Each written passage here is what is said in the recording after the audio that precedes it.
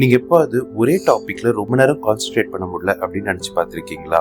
உங்க மைண்டு ஒரு டாபிக்ல இருந்து இன்னொரு டாபிக் ஜம்ப் ஆயிட்டே இருக்கு அப்படின்னு நினைச்சிருந்தீங்கன்னா, you could be experiencing what is called popcorn break.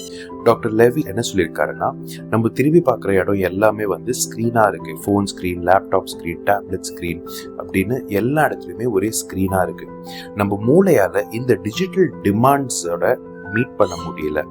அதனால நம்ம ஃபோக்கஸ் பண்றதுக்கு ரொம்ப ஸ்ட்ரகிள் பண்ண ஆரம்பிச்சிட்டோம். இன்னொரு சைக்காலஜிஸ்ட் பண்ண ஒரு ஆராய்ச்சியில் என்ன தெரிய வந்திருக்குன்னா, 20 வருஷத்துக்கு முன்னாடி நம்மளால ஆவரேஜா ஒரே டாபிக்ல 2 நிமிஷம் வரைக்கும் நம்மளால ஃபோக்கஸ் பண்ண முடிஞ்சிருக்கு. ஆனா இப்போ என்ன நடக்குதுன்னா, ஒரு டாபிக்ல நம்மளால ஆன் ஆவரேஜ் 47 செகண்ட் மட்டுமே ஃபோக்கஸ் பண்ண முடியுது அப்படின்னு கண்டுபிடிச்சிருக்காங்க. ஸோ நீங்க என்னால எதுலயும் ஃபோக்கஸ் பண்ண முடியல, ரொம்ப என்னோட அட்டென்ஷன் ஸ்பேன் கம்மியா இருக்கிற மாதிரி இருக்கு, என் மைண்ட் ஒரு இடத்துல இருந்து இன்னொரு இடம் ஜம்ப் ஆயிட்டே இருக்கு அப்படின்னு நினைச்சிட்டு இருந்தீங்கன்னா, ஆஸ்க் யுவர் செல்ஃப், நீங்க எவ்வளவு டைம் சோஷியல் மீடியால ஸ்பெண்ட் பண்றீங்க?